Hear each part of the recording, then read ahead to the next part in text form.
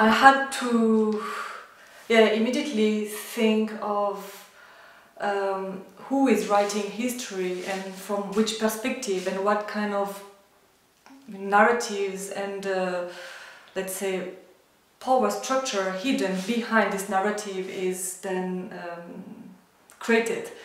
Because it was very interesting when I worked with Martin to see that on those two friezes address the same events but are totally depicting it differently, and then it's like having two different histories. So I was also a bit impressed by the fact that they asked me to react on this big question which has an historical level, like what me, Nadira, can I say about the history of Berlin, and came also quickly a feeling of am I legitimate to speak about the history of Berlin, a city where I live for over more than 10 years, but a city where I also feel somehow a foreigner. I'm coming from Europe, from my mother's side, I'm coming from France, but from my father's side I'm Indian and I'm from a Muslim background. And I also in France, but also somehow part in Berlin, in Germany, also I need around me this community of people with a migrant background to feel home. I knew quite early that I wanted to address the history, or let's say cultures of migration in Berlin.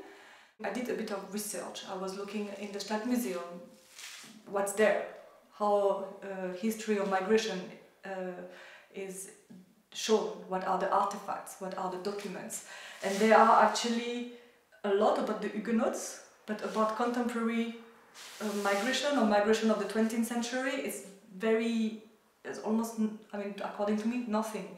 My work is a triptych and is composed of several chapters.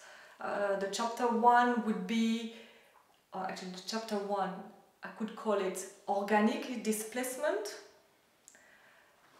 Chapter 2, bureaucracy. Chapter 3, exotic exhaustion. Chapter 4, cultures of resistance.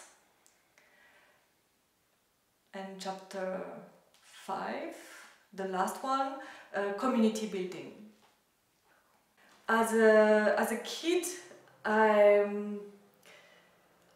read a lot of comics, and actually comics from several places. I had comics from India, I had all the French-Belgian comics and a lot of mangas. And this is something that never left me. And I also started drawing by drawing characters for narratives, for comics that were not existing in the mainstream narrations or cultural products in film. The painting